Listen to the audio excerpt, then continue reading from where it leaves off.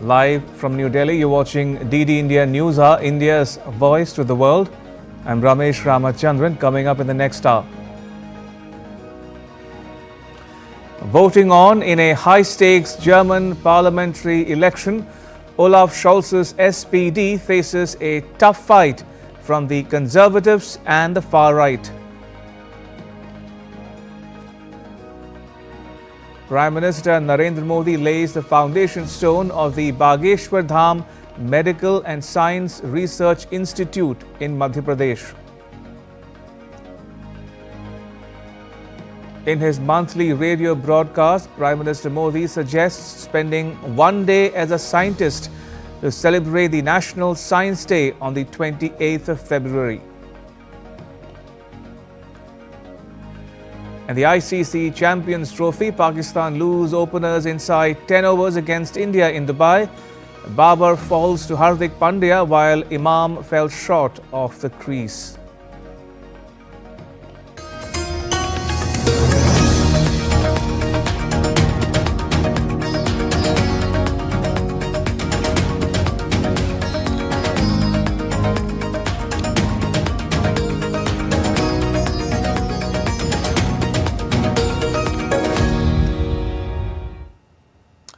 Polls have opened in Germany. The Conservatives are strong favourites to win the parliamentary election after a campaign rocked by a far-right surge and the return of US President Donald Trump. Voting began at 700 GMT. More than 59 million Germans are eligible to vote.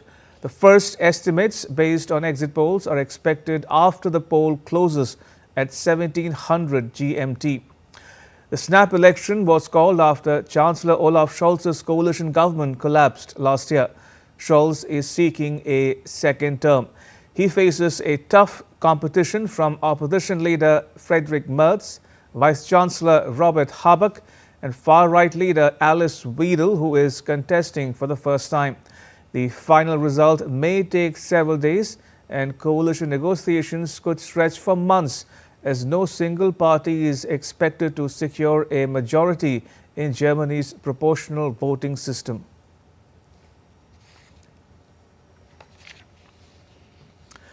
Reviving the European Union's biggest economy as well as immigration and security are the main issues in Germany's election, which was triggered by the collapse of the centre-left Chancellor Olaf Scholz's coalition last year. The next report has more. Germany heads to snap national elections on Feb 23rd following the collapse of Chancellor Olaf Scholz's three-way coalition. But what are the key issues and how are people reacting? The Russia-Ukraine conflict is on the agenda of Germany's election. The mainstream parties are all in favor of helping Ukraine fend off Russia's attack, while the AfD and PSW want an end to weapons delivery to Kyiv and a resumption of good relations with Moscow. I think one of the things that moves people in Germany most might be the topic of migration, because not necessarily on their own accounts, but because it's a topic that has been raised by all of the major parties and thus has set a movement into place with the people as well. It is a topic that is very important for every one of us, but the way that it's discussed, it's not often the optimal way. Many migrants have expressed a desire to integrate and contribute to society. Germany helps the Ukrainians a lot, but the Ukrainians have to help Germany too. One simply can't always live at the expense of the state that feeds you for years. People have to start work and make their contribution. Economy is another key issue in Germany. In Gelsenkirchen, the signs of a downturn are visibly everywhere. While the city played a big part in Germany's post-war economic miracle, the rot set in with the decline of coal and heavy industry in the 1960s. The population tumbled from 390,000 then to just 260,000 now, as the local economy cratered. Now the German voters here demand change as Europe's biggest economy stalls. Also ich glaube einfach, dass unsere I just believe that our last government did a lot of things wrong, starting with the industry and energy policies and many other factors. That's why I'm almost certain that no matter what the new government will do, it will be possible to get out of this hole and that we will manage to create jobs again and to adequately address energy policy issues which people can actually afford. High energy prices remain a formidable challenge for households and businesses in Germany. We need to discuss the further transformation of our energy system while respecting companies' different need and their energy requirement. Here the state must put the relevant infrastructure at the forefront. Every candidate who wins one of Germany's 299 constituencies is guaranteed a seat. To fill the other half of the 598 seats in Germany's Bundestag, voters cast their votes in the second vote or Zweitstimme. This vote goes to a political party instead of a single candidate. Bureau Report, DD India. So polling has begun in Germany's parliamentary election. Frederick Mercer's CDU-CSU bloc has consistently led opinion polls, but is unlikely to win a majority given Germany's fragmented political landscape, forcing it to sound out coalition partners. Take a look at the main parties contesting this election. In the heart of Europe lies Germany, a country known for its rich history, cultural diversity and strong democratic values. The political landscape in Germany is as vibrant and dynamic as its citizens, with several major political parties vying for influence and power. Let's take a look at key parties and their promises. Germany has two centrist big tent parties, Scholz's center-left Social Democrats and the opposition Conservatives, an alliance of the Christian Democrats, CDU, and their Bavarian sister party, the Christian Social Union. However, they have just lost support in recent years, with smaller parties such as the Environmental Greens and the far-right Alternative for Germany AfD gaining ground. The SPD, Conservatives, Greens and AfD are all fielding candidates for Chancellor. Also running are the pro-market Free Democrats, FDP, the far-left Linked and the leftist Sacha Wagenknecht alliance, who are all at risk of missing the 5% threshold to make it into parliament according to opinion polls. In Germany, parties only win seats in parliament if they obtain 5% or more of the votes. Let's take a look at Germany's major political parties. The Christian Democratic Union, the CDU. Leader, Friedrich Merz. Ideology, Christian democracy, conservatism. Position, center-right. Key policies, economy, finance, migration and border control, security, climate, social policies. Social Democratic Party. Leaders, Lars Klingbeil. Chairperson, Zakia Esken, party leader. Ideology, social democracy. Position, center-left. Key policies, social justice, workers' rights, progressive social policies. The Greens. Leaders, Franziska Brandner.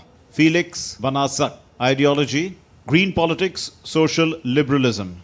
Position, center to center-left. Key policies, environmental protection, climate change, social equality. Free Democratic Party, leader Christian Lindner. Ideology, liberal. Position, center-right. Key policies, individual freedom, free market economy, lower taxes. Alternative for Germany, AfD. Leader Tino Trupala. Alice Weidel. Ideology, right-wing populism, national conservatism. Position, far-right. Key policies, Euroscepticism, anti-immigration, climate change denial. The left, Die Linke. Leader, Katja Kipping, Bernd Rixinger. Ideology, left-wing politics. Position, far left. Key policies, social justice, anti-capitalism, welfare state expansion. Bündnis Sahara Wagenknecht. Chairperson, Sarah Wagenknecht. Amira Mohammed Ali. It is a populist party that blends left-leaning economic policies with conservative migration and pro-Russian foreign policy initiatives. Germany's political landscape is a testament to its vibrant democracy, where diverse ideologies coexist and compete. Each party brings its unique perspective and solutions to the table, reflecting the rich tapestry of German society. As the nation continues to evolve, these political forces will shape its future, ensuring that democracy remains robust and resilient. Bureau Report, DD India. And joining me is my colleague Shubhendu Ghosh. Shubhendu, tell us more about the issues dominating the election.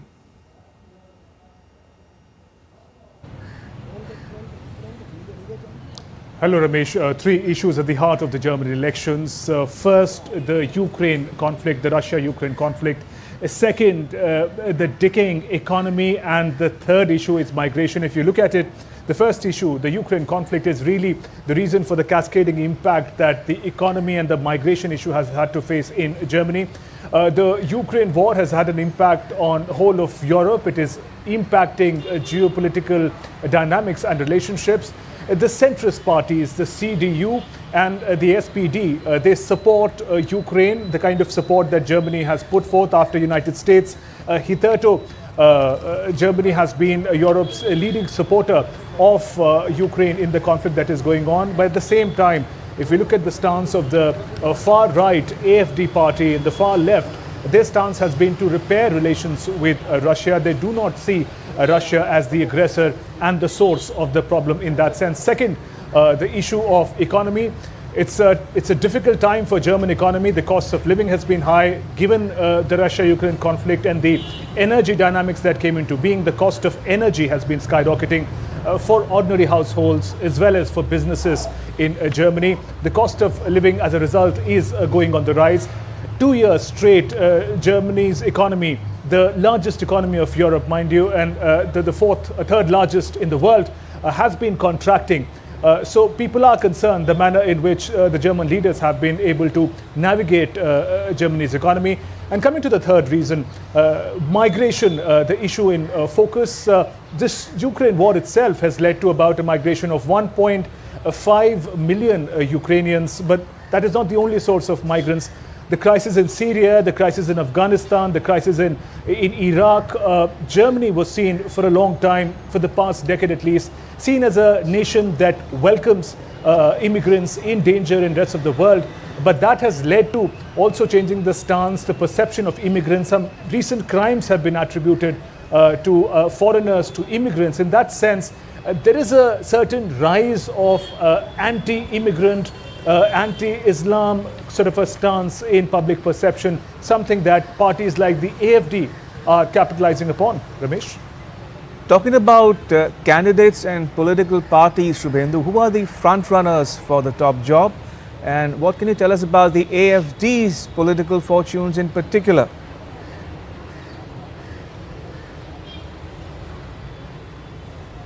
Right, Ramesh, we've seen that the centrist Olaf Scholz party and Friedrich Merz CDU, they've really dominated the Germany political scene, and Friedrich Merz is seen as a front runner to be the next chancellor of Germany. Olaf Scholz party, which could not maintain its rainbow alliance. It was a difficult alliance. We know the government fell. Also, economy was one of the reasons why it crashed out. So Friedrich Merz, the polls suggest, is the front runner from the Christian Democratic Union Party.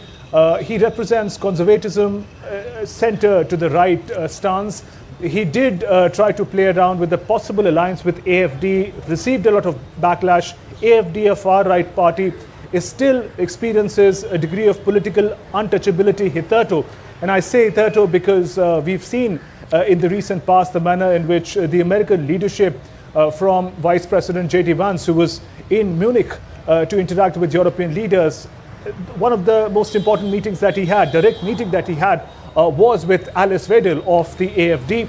Also, Elon Musk had vocally supported AfD and said that their political untouchability should end. And in fact, he supports the kind of worldview that they present for Germany. So in that sense, the traditional marginalization of the AfD of the far right, it seems, is coming to an end. If you look at the polls, in fact, it is on number 2. May not be able to form a government by themselves, but could be an important part. And the far-right AfD also sees that an important stepping stone in really coming to the center stage of German politics, if not in this election, perhaps 4 years down the line. So in that sense, this election could also mark a significant rise of the far-right, the AfD. Indeed. Shubhendu, you spoke about how the Ukraine-Russia conflict is one of 3 key issues dominating the election. In that context, how will the election result affect or impact European unity insofar as the war in Ukraine is concerned?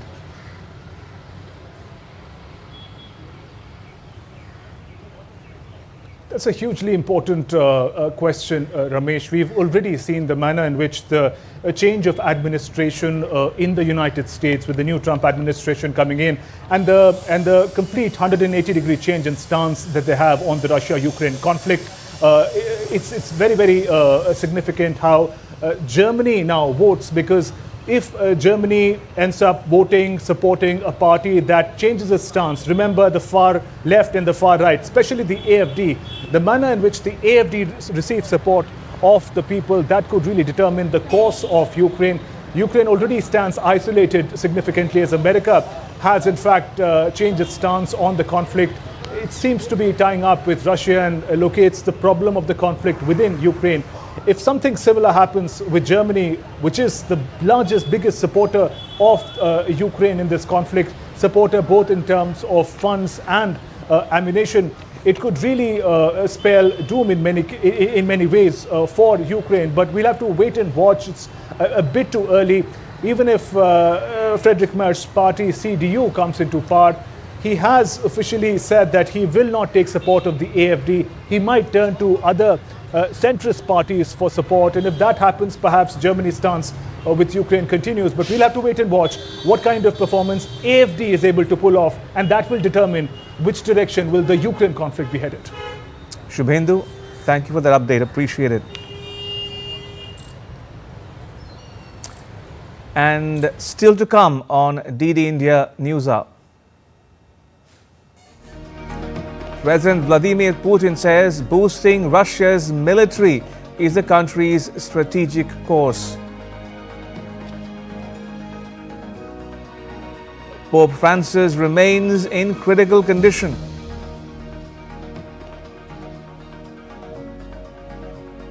And Elon Musk gives ultimatum to US government employees.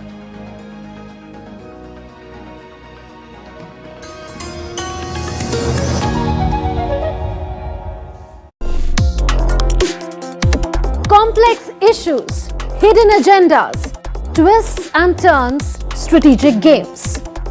We think all dots are linked, we just need to connect them. Join me every week as I connect the dots to unravel hidden designs in statecraft, mysteries, and decode issues that matter to you. Watch Connecting the Dots with me at these times on DD India.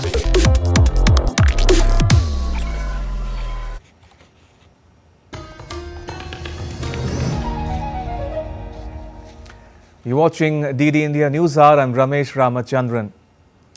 To West Asia now, the Israel-Hamas ceasefire agreement is facing new tensions as Israel delayed the release of 602 Palestinian prisoners, accusing Hamas of humiliating ceremonies during hostage handovers. The move has sparked strong reactions from both sides, with Hamas calling it a blatant violation of the truce deal. Meanwhile, U.S. Secretary of State Marco Rubio has issued a stark warning to Hamas to release the remaining hostages. Israeli Prime Minister Benjamin Netanyahu announced on Sunday that the release of over 600 Palestinian prisoners under the ceasefire deal will be put on hold until Hamas stops its staged hostage handover ceremonies. Since the truce began on January 19, Hamas has freed 25 Israeli hostages, parading them before crowds and cameras in what Israel calls a disgraceful propaganda exercise. In the seventh hostage prisoner swap that took place on Saturday, Hamas released 6 Israeli captives, but Israel refused to release Palestinian detainees, triggering outrage from Hamas. Netanyahu's office issued a statement saying, "In light of Hamas's repeated violations, including the disgraceful ceremonies that dishonor our hostages and the cynical use of hostages for propaganda, it has been decided to delay the release of terrorists until the next hostages are freed without the humiliating ceremonies." In Washington, US Secretary of State Marco Rubio issued a strong warning stating that if Hamas fails to release all the remaining hostages, it will face total destruction. Meanwhile, families of Palestinian prisoners gathered outside Israeli detention centers on Saturday waiting for their loved ones to be freed, only to be left disappointed. The families are in a state of anger, a state of sadness, a state of resentment.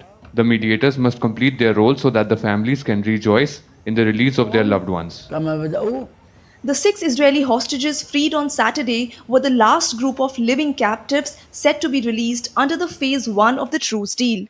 Hamas had agreed to hand over 33 hostages in total as part of this phase. The first phase of the ceasefire deal is set to expire in early March, leaving uncertainty over what comes next. Hamas has released a video showing 2 Israeli hostages in captivity watching Saturday's exchange. Hamas still holds 62 hostages in Gaza, including 35 that the Israeli military believes are dead.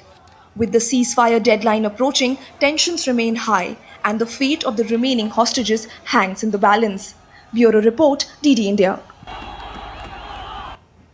And in more news from West Asia, Syria's new caretaker government will launch a national dialogue on 25th February to discuss the country's future. The preparatory committee informed on Sunday that over the past week, a 7-member team consulted more than 4,000 people across Syria. They gathered inputs on a constitutional declaration, economic framework, and institutional reforms, which will be central to the discussions in the national dialogue.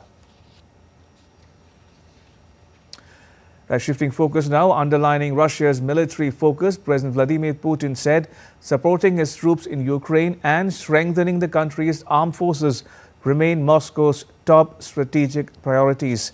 Speaking on Sunday, Putin said that meeting the needs of his soldiers on the battlefield is crucial as Russia continues its military campaign.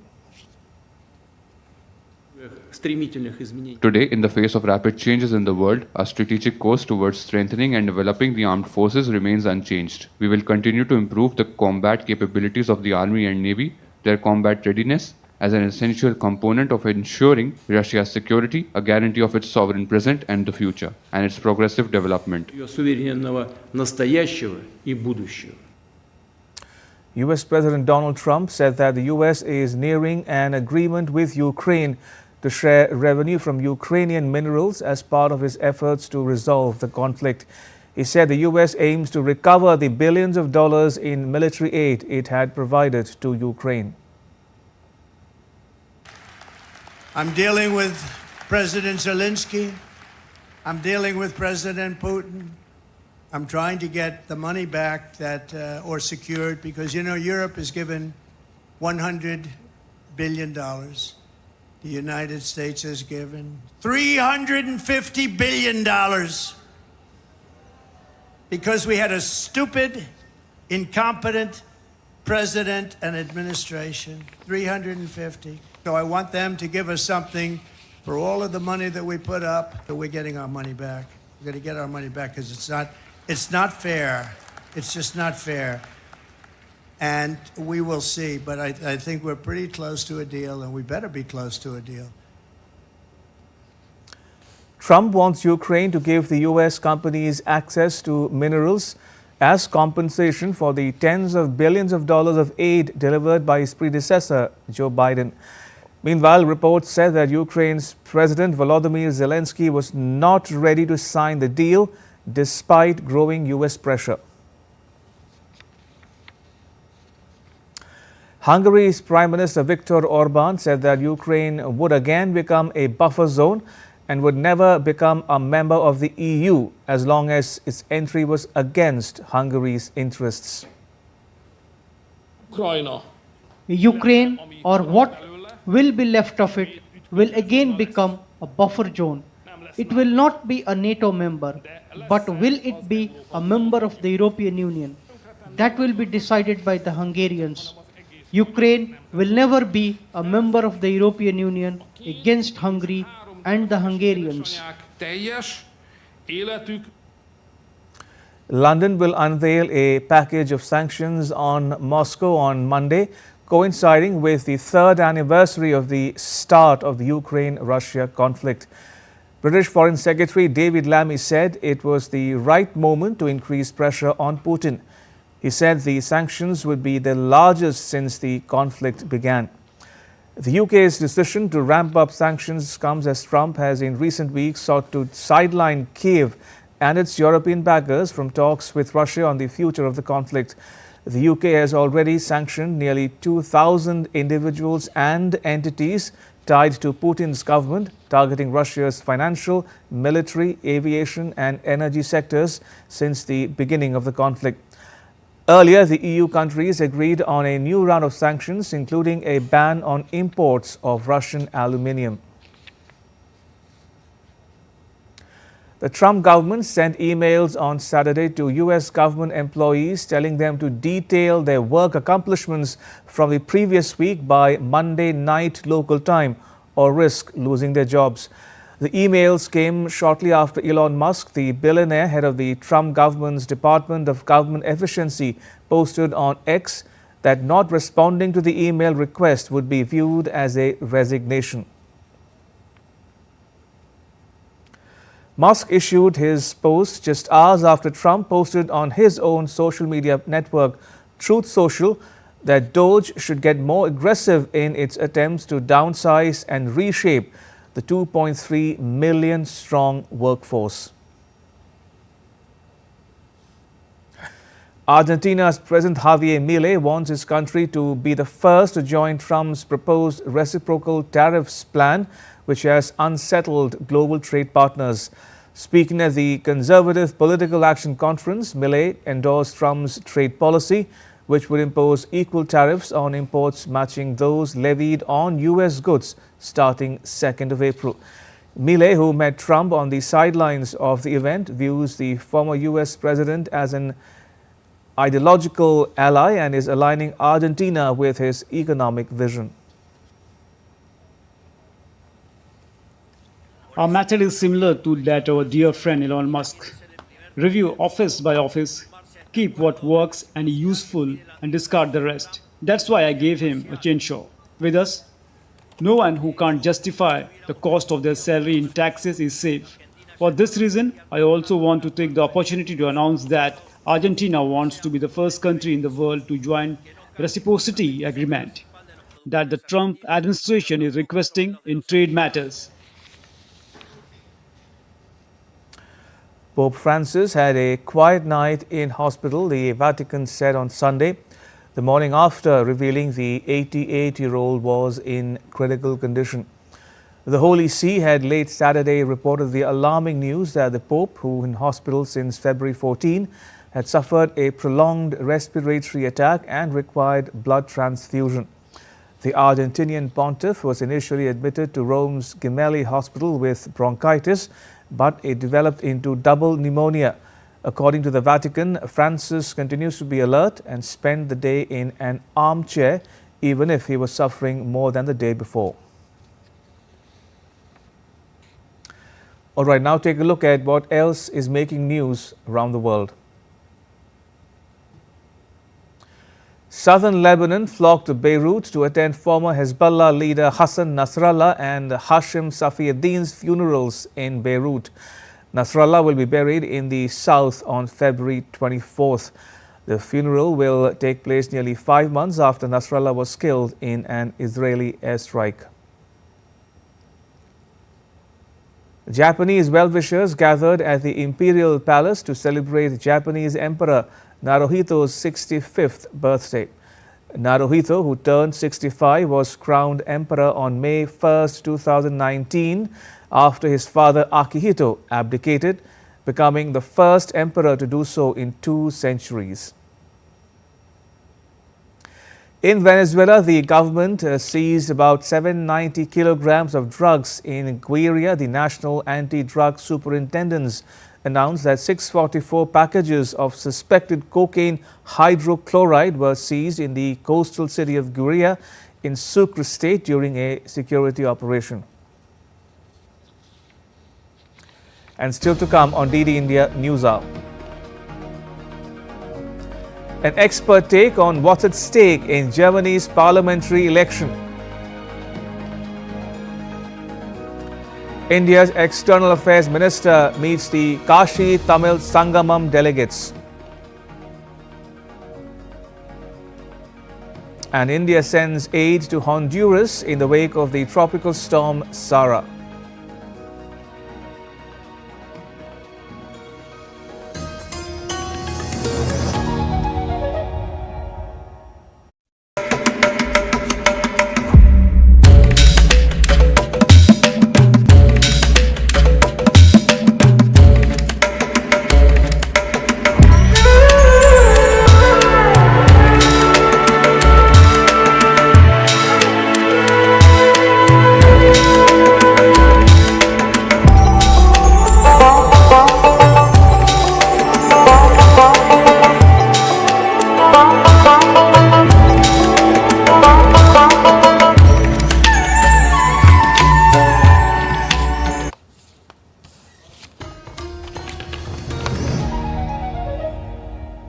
You're watching DD India News Hour. I'm Ramesh Ramachandran. Going back to the top story we are tracking here on DD India News Hour, Germans are voting to elect a new parliament. And joining us is Dr. Sheetal Sharma. Dr. Sharma teaches at the Jawaharlal Nehru University in New Delhi. Dr. Sharma, welcome to DD India News Hour. A new chancellor and a new governing coalition, is that what is likely? The world is looking at this election for a number of reasons because Europe does matter till date, despite the fact that it has been seen as, a waning power.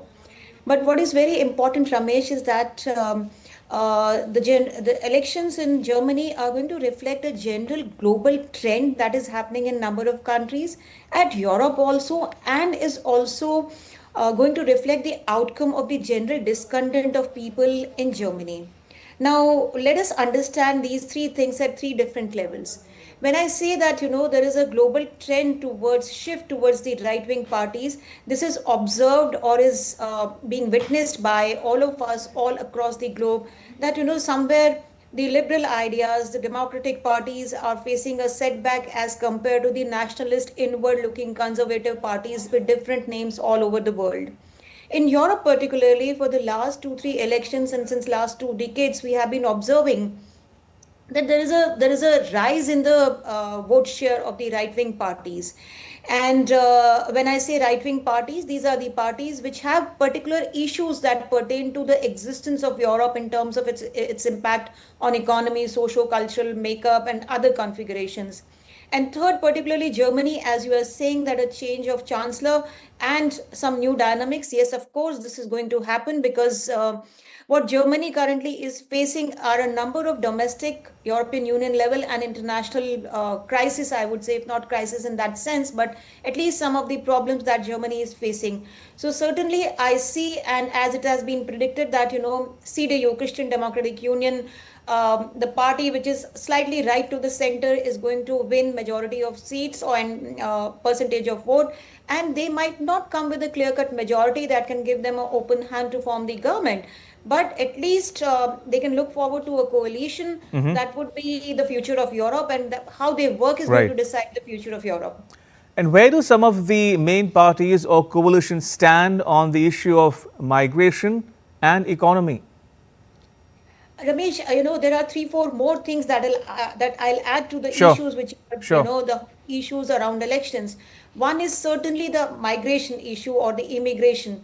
And if we trace the history from 2016, when a large number of people in Germany had openly said that it's going to welcome more than 1 million people to Germany, since then the things have changed. At that point of time, Angela Merkel was driven by some other set of circumstances, which are again debated and discussed as some of the human rights issue, humanitarian values, need for labor and all that.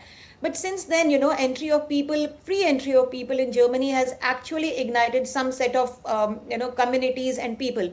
Immigration is certainly a very important issue. Other than that, inflation, post-COVID economic downturn, Russia-Ukraine war, inflation, rising cost of energy, lesser dependence on Russia now for energy, and there are n number of things which are associated with. And beautifully, if I place 4 major contenders, one from CDU, who we expect to win. The other one is the current incumbent, who is from Social Democratic Party, the far right, and the fourth one is the Greens. The 3 were earlier in the coalition. But if in case we see all these four people on different issues have more or less, a diverging opinion, so what would be the outcome of the election is going to reflect. But there is one thing certain, that all of them agree to certain extent that immigration is changing the socio-economic cultural dynamics of Okay. Germany, Mhm. and that is why there needs to be a curb on immigration. Although, of course, the far right parties are saying that they are going to have a very hard stand over it, even thinking of deportation. Like recently, Musk also supported the right wing parties, and all of them are being very hardliner position on immigration. But others also, they are going to make the laws for immigration tough. Family reunification, as you say, or naturalization in Germany, these things are going to be taken care of, because now the effect or the impact of that free entry to Germany is being felt massively. Right. And talking about the far right, Dr. Sharma, opinion polls suggest that the AFD may become the second largest political group. Now, that would be a first for a far right party since the Nazi era. So, how do you look at the AFD's journey from the margins to the political mainstream? Ramesh, some couple of years back, people were saying that far right parties are on the horizon, and now their sun has actually risen. They have moved up much up, from the horizon and coming to the center stage. I won't say center stage as yet, but yes, of course, they are playing an important role. And the very fact that they are able to garner support of 20 or 25% of people in any country of the European Union, that's alarming. Now, I would like to bring one thing very clear Sure. here. When you talk about far right parties and the political campaign in which they engage while attracting the voters and then telling them to vote for the nationalist conservative things, is a separate thing as compared to when you are actually running the government. Mhm. Say, for instance, in some of the countries, the other experiments in Austria and Hungary, say, for example, in Italy, we have seen the rise of far right parties. They are coming to the center stage, in particularly Italy. It's different when you are in the political campaign rhetoric mode and when you actually come and run the government. And this is where the far right is not just yes, of course, they have a stand on immigration, which is a hard stand, to push people Mhm. almost back to their origin countries of origin. But at the same time, their appeal to the masses, their appeal to the voters is also expanding in terms of talking more about energy, about transition, and some of the pressing issues, which is very important.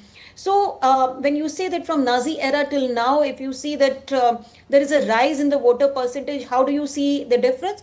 The difference lies in the fact that Nazi era was something different as compared to the present era, because the issues on which the far right parties are contesting are much more broad based and more generalistic in nature. Yes, of course, they have a populist appeal, but at the same time, they are more integrating the causes of the common man, in terms of which, to a certain extent, also touches upon the Greens, to Mhm. also touches upon the rights of the people and economic issues. So it's no longer that confined to the Okay. identity and populist issues of Mhm. nationalism, race, ethnicity, and ethnocentrism. They are much more open to general issues, which are Mhm. very much of concern to any person in the contemporary times. Indeed. On a related issue, Dr. Sharma, will this election help or hurt European unity insofar as the war in Ukraine is concerned? Once again, the top four parties that we just discussed about, they Mhm. have different opinions on Okay. one, their relationship with Russia, how much to support Ukraine, and how to support Ukraine, and fourth is the integrity of the European Union. Say, Right. for example, the Democrats and Liberals, I would say, are still pro-European, and they want to maintain.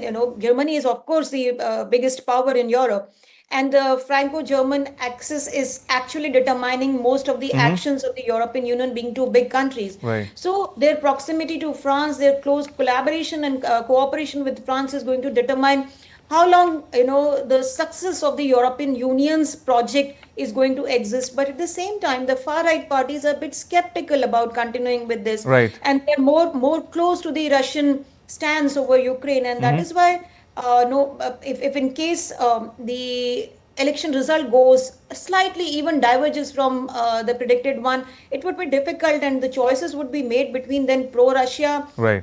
pro-Ukraine, and pro-Union or anti or skeptic to Union stance, and that is why even not just Germany's but European Union's future is at stake. I would say, if in case the result are not as expected. Dr. Sharma, thank you for your time. Much appreciated. Thank you so much. Right, moving on, in his monthly radio broadcast on Sunday, Prime Minister Narendra Modi of India urged people to observe the National Science Day by spending one day as a scientist, which he said will foster curiosity among children and youth about science. The Prime Minister said that the interest of youth in science matters a lot. देश इसरो के 100वें rocket की launching के साक्षी बने हैं। ये केवल एक number नहीं है, बल्कि इससे स्पेस साइंस में नित नई ऊंचाइयों को छूने के हमारे संकल्प का भी पता चलता है। आने वाले कुछ ही दिनों में हम नेशनल साइंस डे मनाने जा रहे हैं। हमारे बच्चों का, युवाओं का साइंस में इंटरेस्ट और पैशन होना बहुत मायने रखता है। इसे लेकर मेरे पास एक आइडिया है, जिसे आप one day as a scientist कह सकते हैं। यानी आप अपना एक दिन एक साइंटिस्ट के रूप में, एक वैज्ञानिक के रूप में बिताकर देखें। The Prime Minister said that he will challenge 10 people to reduce oil in their food by 10%. He'll also urge them to pass on the same challenge to 10 other people. Fit और हेल्दी नेशन बनने के लिए हमें obesity की समस्या से निपटना ही होगा। एक स्टडी के मुताबिक आज हर 8 में से एक व्यक्ति ओबेसिटी की समस्या से परेशान है। अधिक वजन या मोटापा कई तरह की परेशानियों को, बीमारियों को भी जन्म देता है। हम सब मिलकर छोटे छोटे प्रयासों से इस चुनौती से निपट सकते हैं। जैसे एक तरीका मैंने सुझाया था, खाने के तेल में 10% 10% की कमी करना। आप तय कर लीजिए कि हर महीने 10% कम तेल उपयोग करेंगे। Ahead of the International Women's Day, the Prime Minister also announced a unique initiative aimed at empowering women across India. साथियों, इस बार महिला दिवस पर मैं एक ऐसी पहल करने जा रहा हूं जो हमारी नारी शक्ति को समर्पित होगी। इस विशेष अवसर पर मैं अपने सोशल मीडिया अकाउंट जैसे एक्स, इंस्टाग्राम के अकाउंट्स, उनको देश की कुछ इंस्पायरिंग वुमेन को एक दिन के लिए सौंपने जा रहा हूं। ऐसी वुमेन जिन्होंने अलग अलग क्षेत्रों में उपलब्धियां हासिल की हैं, इनोवेशन किया है, अलग अलग क्षेत्रों में अपनी एक अलग पहचान बनाई है। 8 मार्च को वो अपने कार्य और अनुभवों को देशवासियों के साथ साझा करेगी। Prime Minister Modi laid the foundation stone of the Bageshwar Dham Medical and Science Research Institute for Cancer at Chhatarpur in the central Indian state of Madhya Pradesh. The cancer hospital, worth over $23 million, will offer free treatment to the underprivileged. The Medical and Science Research Institute is being constructed by a trust of the Bageshwar Dham in the Bundelkhand region. The Prime Minister said that in this year's budget, government announced many steps to fight cancer. The government also announced that cancer medicines will be made cheaper, while cancer daycare centers will be open in every district of the country in the next 3 years. Bageshwar Dham में cancer मरीजों के लिए इतना बड़ा अस्पताल खुलने जा रहा है, क्योंकि कैंसर अब हर जगह बड़ी परेशानी बन रहा है। इसलिए आज सरकार, समाज, संत सब कैंसर के खिलाफ लड़ाई में मिलकर प्रयास कर रहे हैं। इस साल जो बजट आया है उसमें भी कैंसर से लड़ने के लिए कई सारी घोषणाएं की गई है और मोदी ने तय किया है कि कैंसर की दवाओं को और सस्ता किया जाएगा। अगले 3 साल में देश के हर जिले में कैंसर डे केयर सेंटर खोले जाएंगे। डे केयर सेंटर में जांच भी होगी और आराम करने की सुविधा भी होगी। Earlier, Prime Minister Modi offered prayers at the Bageshwar Dham Balaji temple before laying the foundation stone of the hospital. He's on a 2-day visit to Madhya Pradesh.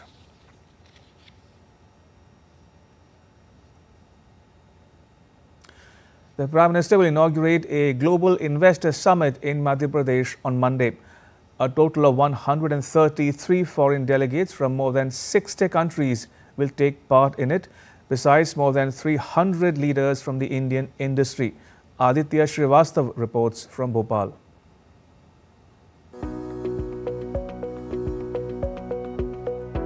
The central Indian province of Madhya Pradesh is all set to welcome delegates from all over the world for the biennial Invest Madhya Pradesh Global Investor Summit to be held in the provincial capital of Bhopal. Prime Minister Narendra Modi will inaugurate the 2-day summit.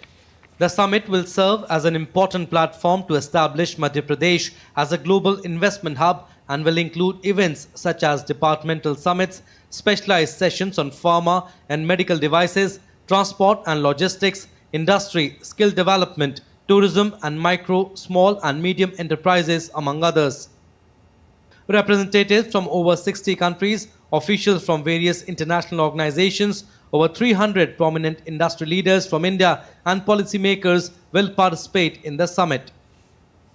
The summit will also include international sessions like Global South Countries Conference, Latin America and Caribbean session and special sessions for key partner countries. State Chief Minister Dr. Mohan Yadav has expressed hope that Bhopal Global Investors Summit 2025 will set a new record.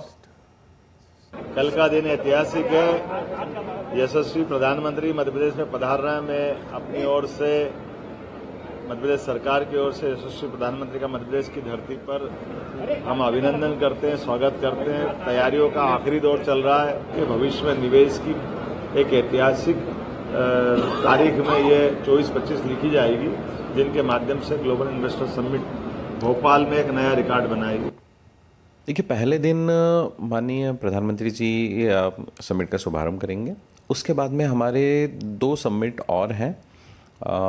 एक हमारा सूचना प्रौद्योगिकी के ऊपर IT summit जो है, फिर उसके साथ साथ ही हमारा रिन्यूएबल एनर्जी के ऊपर समिट है। साथ ही साथ हमारा फार्मास्यूटिकल और स्किल डेवलपमेंट के ऊपर सेशन है उस दिन। 3 major industrial exhibitions will be organized in this Global Investors Summit. The auto show will showcase Madhya Pradesh's capabilities in automobile manufacturing and future mobility solutions. The Textile and Fashion Expo will highlight the state's expertise in both traditional and modern textile manufacturing. The One District, One Product Village will showcase the unique craftsmanship and cultural heritage of the state. Germany is participating in the summit as a partner country. Along with big investors from across the country and the world, unicorns and startups have also been invited to the Global Investor Summit. Over 30,000 participants have registered in various categories. The youth of Madhya Pradesh has high expectations from the upcoming summit. हमारी राजधानी भोपाल में global investor summit हो रहा है और देश विदेश से लोग आएंगे। यहाँ निवेश की काफ़ी अपॉर्चुनिटी है, तो अच्छा लग रहा है। प्रधानमंत्री अगर आ रहे हैं, जो निवेशक हैं उनमें विश्वास बढ़ेगा कि यहाँ पे अपॉर्चुनिटी है। यहाँ से मतलब उनको मौका मिलेगा कि यहाँ पे और सेटअप लगाएं और उनको फ़ायदा हो। City of Lakes, Bhopal is now ready for welcoming the guests who are coming from across the world. On this platform, not only Prime Minister will give a vision to the investor, but Chief Minister of Madhya Pradesh is also showcasing the new policies of Madhya Pradesh. With camera person Gaurav, Nirudkar, Aditya Srivastav, DD India, Bhopal. India's External Affairs Minister S. Jaishankar attended the third edition of the Kashi Tamil Sangamam. Interacting with diplomats and delegates at the Banaras Hindu University, the minister said Tamil Nadu has a special affinity for Kashi. He spoke about the underlying beliefs of Indian history and culture which keeps the country together. Can also help technology, and that is where the Indian knowledge system can make a difference. Now, already people are discovering, say, they took yoga as a physical exercise. Today there is an understanding it is something much deeper. Now, same thing with traditional medicine. People were very, I would say, skeptical outside India. Not because of anything, I think there was no familiarity. So it is up to us also to rediscover it and propagate it. In a separate event at the Banaras Hindu University, the minister interacted with the university students at an event titled Engaging the World, Vishwa Bandhu. While elaborating the concept of Vishwa Bandhu, the minister spoke about India's rising power on the global stage. Concept of Vishwa Bandhu. It is not, it's not rocket science. The whole idea is how can a country maximize its friends and minimize its problems. It doesn't happen by itself. It just doesn't also happen only by being nice.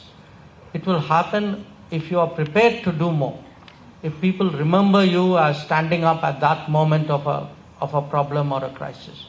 Or if you say, okay, I'm sort of trying to find a way out of a difficult situation. So Vishwa Bandhu is not a passive concept. India dispatched 26 tons of humanitarian assistance to Honduras in the wake of the recent tropical storm Sara.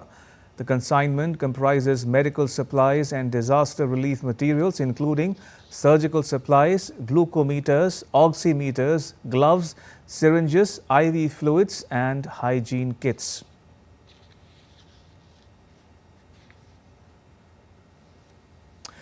The Norwegian drama Dreams won the top prize at the Berlin Film Festival on Saturday, while Australia's Rose Byrne clinched the Best Performance Award. The Grand Jury Silver Bear Prize was awarded to Brazilian filmmaker Gabriel Mascaro's film The Blue Trail, whereas Huo Meng from China won the Best Director Award for his film Living the Land. There was a total of 19 films in competition this year. And in sports, the all-important encounter between India and Pakistan is currently underway at the Dubai International Cricket Stadium. Opting to bat first, Pakistan started off well with Babar Azam opening with Imamul Haq. However, Hardik Pandya dismissed Babar Azam while Aksar Patel ran out Imamul Haq to send Pakistan on the back foot. Since then, Saud Shakil and Mohammad Rizwan have steadied the ship for Pakistan. Their partnership has crossed the 50-run mark. In the fifth over, Mohammad Shami gave an injury scare to Team India as he was seen having some difficulty on his right while bowling. The physio checked Shami before he resumed and completed the over. Till last reports came in, Pakistan were at 137 runs for the loss of 2 wickets.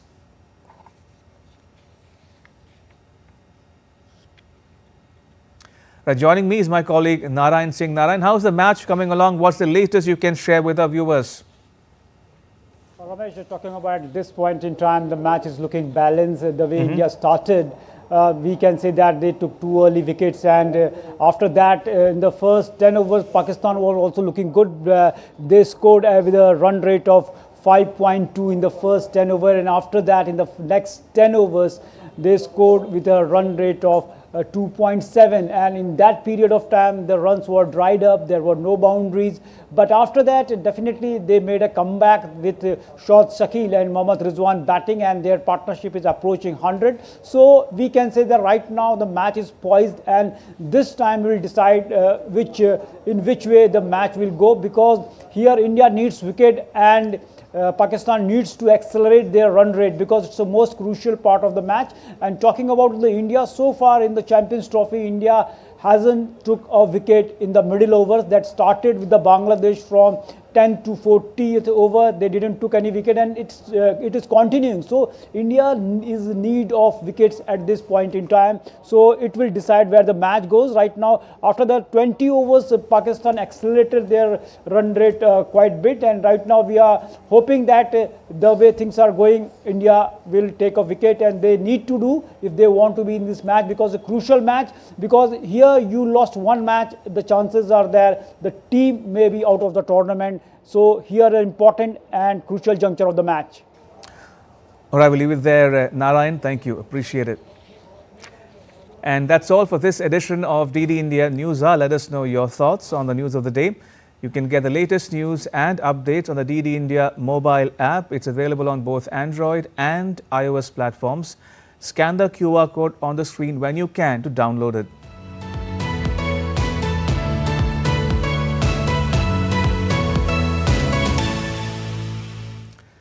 And we'll be back with more news as it breaks here on DD India. I'm Ramesh Ramachandran from all of us here in New Delhi.